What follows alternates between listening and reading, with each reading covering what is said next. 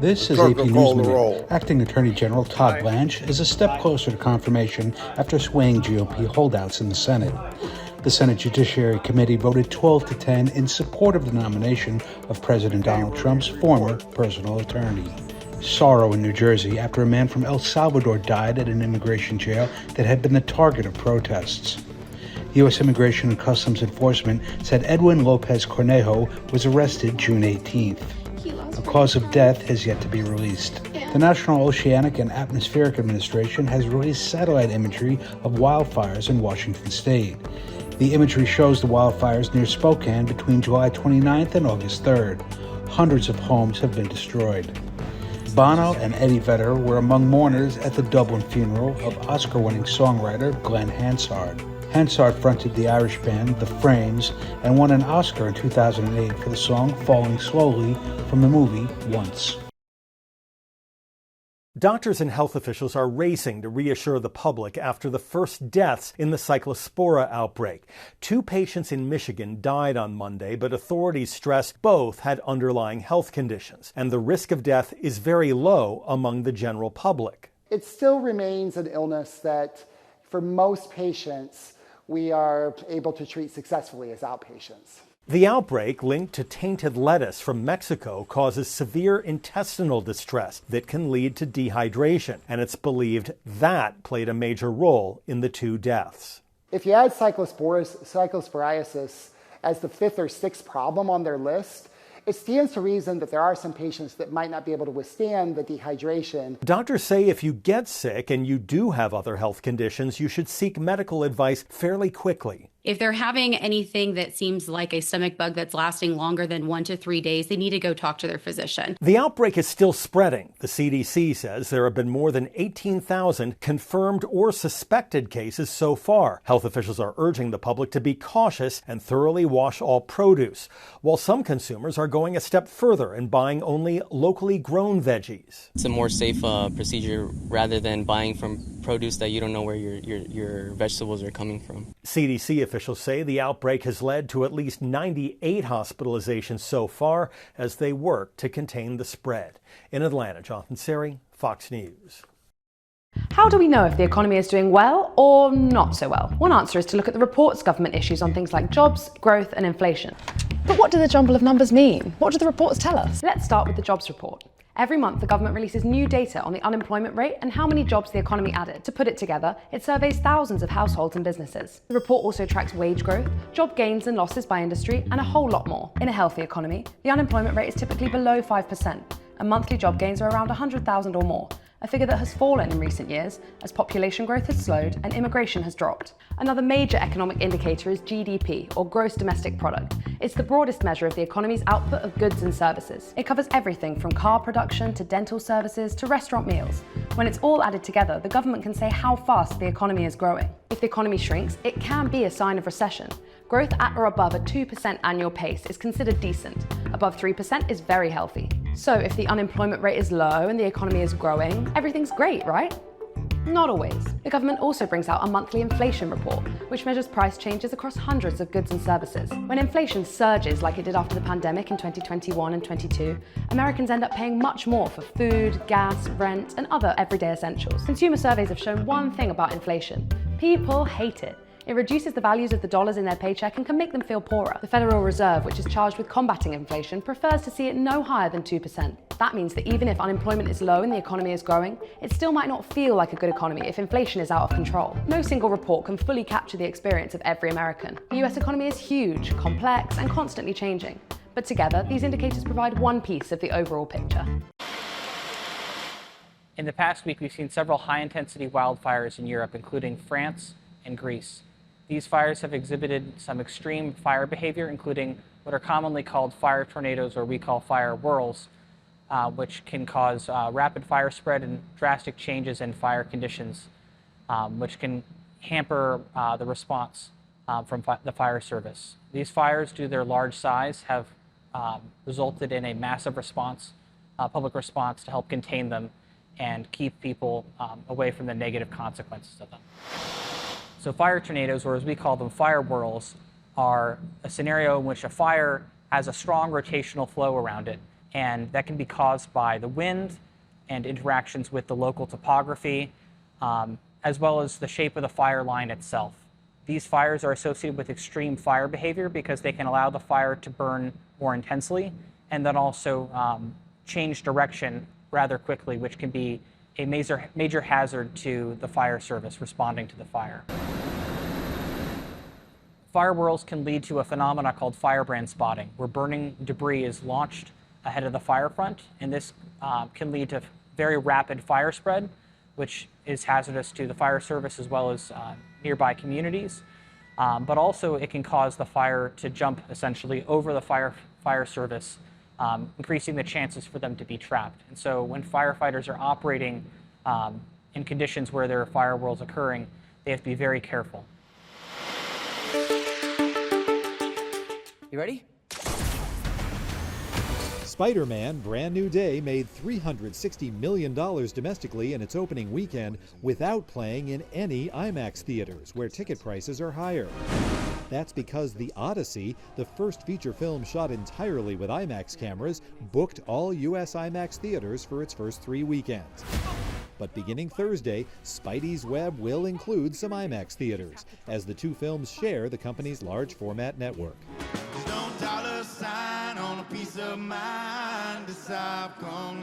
The Zac Brown Band celebrated their record 15th straight sold-out show at Boston's Fenway Park by sending their fans on a cruise.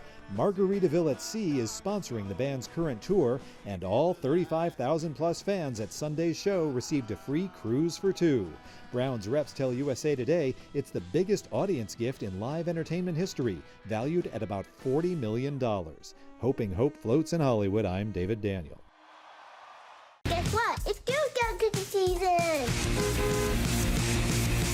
Cookie Queens follows 4 Girl Scouts through the pressures and pleasures of one cookie-selling season. You have to set your goals. My sister went to Europe, and that's where I'm going to. Very good salesperson, Olive. Oh, I'd like to be a Supreme Court justice. Oh. Every Girl Scout makes a goal and tries to accomplish it or go past it. Ow! My goal is to get strong enough to pull that big wagon.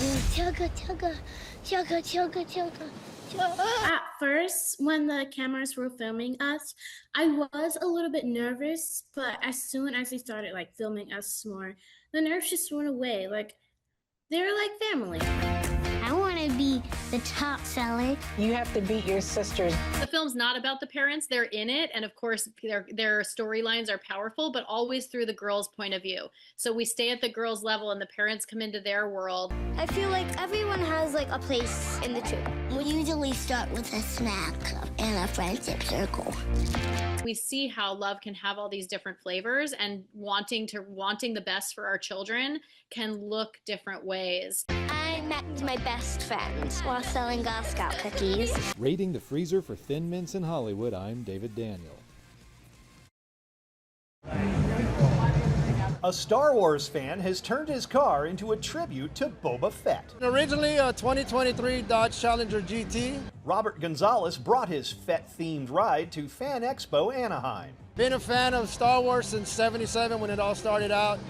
As soon as Empire Strikes Back came out, saw Boba Fett, and I was hooked. Did all the work in about 3 months. Helmets that I have displayed on the front. Paintings that I purchased here from vendors that I also have displayed.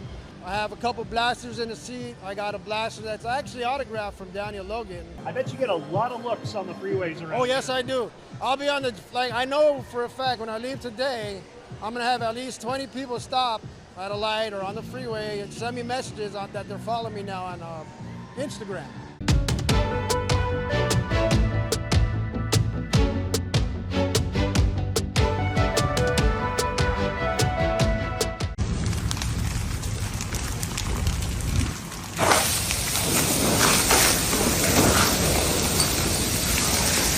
Come here.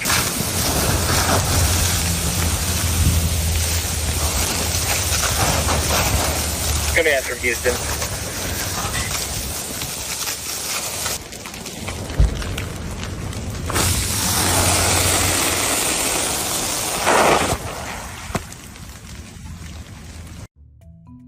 This is the moment a small plane threaded the needle between a tall truck and a low-hanging sign to make a daring emergency landing on a Florida highway. Eric Jordan was driving down Interstate 10 when the plane came down, staying above his truck but swooping under an overhead sign bridge before touching down on the highway. According to air traffic control audio captured by liveatc.net, the pilot reported smelling smoke inside the cabin and said the plane's engine was failing, forcing the daring landing, which Jordan had a front row seat for. If I wouldn't have seen that shadow over my truck and slowed down, he would have been in the side of the cab. No injuries were reported according to the local sheriff's office, and the FAA is now investigating the incident. Another daring air operation, this one high in California's Tahoe National Forest, and this one involving a flying horse. Officials say after bucking its rider during a horseback endurance race, the animal took off and was later GPS tracked to an elevation of more than 7,000 feet, inaccessible to rescuers by foot or vehicle. So a specialized team flew to the rugged area, sedated the horse, and gently hoisted it by helicopter back down to level ground. Finally, from nature to au naturel. That is the dress code once a month at a Hollywood, Florida steakhouse, which hosts an exclusive event where patrons can wine and dine minus their clothes. Gives new meaning to strip steak, am I right? WPLG reports the eatery came up with the cheeky idea to generate new buzz and new biz, and says the nude dining experience is allowed by the city because the staff members remain clothed. For Take a Look at This, I'm Jeremy Roth. How much? About half of it, maybe? Okay. Nothing compares to a fresh cut. That's the philosophy of Sean Moses. Look good, feel good, you act good, you do good. Sabrina Jones knew it was time for her son Daniel to get a cut when he gave her the eye. Give him the eye, son. Yeah, okay. So he was giving it to me. So it definitely boosts his self-esteem, and we're going to have to deal with him in the mirror a little bit at home, but it's fine. We're willing, yeah. Moses began the tradition 3 decades ago across his A Cut Above the Rest neighborhood barbershop locations, offering free cuts to all K through 12th grade students. I know being generous and giving, it does something for people when you give to them and you love them that way. And this helps parents too. Things that used to be on sale, you don't catch them on sale anymore. So it's been terribly difficult to budget for our first needs and then the haircut. As back to school costs climb, Moses wants to ease the financial burden. Families that have 3 or 4 children, that helps out a great deal when it comes to getting them ready to get back to school. He believes raising children takes an entire community. They come back and tell me, Sean, Pastor, my child's grade went up, and they said because of Pastor Sean, because one of the barbers gave me a good word and gave me a good haircut or bought some shoes for me. Because when you look good, you feel good. Like I would definitely come back here. Yeah, and bring some more customers as well. Yeah. For Moses, hearing Daniel's confidence is exactly why he keeps the tradition alive. It's just about giving to them, expecting nothing in return. And it's really hot sometimes when we get into those, triple-digit temperatures. A lot of times the animals will either lay down in the shade or go inside, but we provide all kinds of different opportunities for them to get out of the heat. Beyond providing shade and indoor spaces, the zoo uses additional methods to help animals stay cool in the heat. We do a lot of different things. Some of them include giving them just basic ice cubes so they can play in. Sometimes they like to lick the ice cubes. That'll also kind of keep them cool. We also freeze some of their food as like extra food in ice, so that way they have to kind of dig into it. With some of our animals, we throw it in the water, they'll play with it in the water, and they just love to dig into that food with the ice, and so that is another cooling effect. We also provide fans, misters in all different areas, and they also have access to their indoor buildings. But not all animals are impacted by extreme temperatures in the same way, which is why K-Texas asked, how does the zoo adjust its care for animals with varying heat tolerances? We have some animals that probably are not as conditioned to the warmer climates. They may come from more northern areas, and so those are the animals that we really try to provide a little extra cooling sources, whether it's more ice or more, more cooler fans. We kind of call it our cool pocket, where they can go in and stay cool, and they're quite comfortable being there. So those animals, we do take extra measures for that. The summer heat doesn't just impact the animals, it also plays a role in the zoo's hours of operation. During the summer, we have what we call our summer hours, and so those are 8 to 4, but that's coming to an end August 31st. We will not have the summer hours anymore, and then starting September 1st, we'll be doing 9 to 5. Because a lot of people want to come to the zoo early because it is cooler, and so we want to give them the opportunity to come in sooner, before it gets too warm. So having that door open a little earlier, it does make it a lot more comfortable. And of course, for the animals are out more too, so that also is another reason why we wanted to open up that extra hour.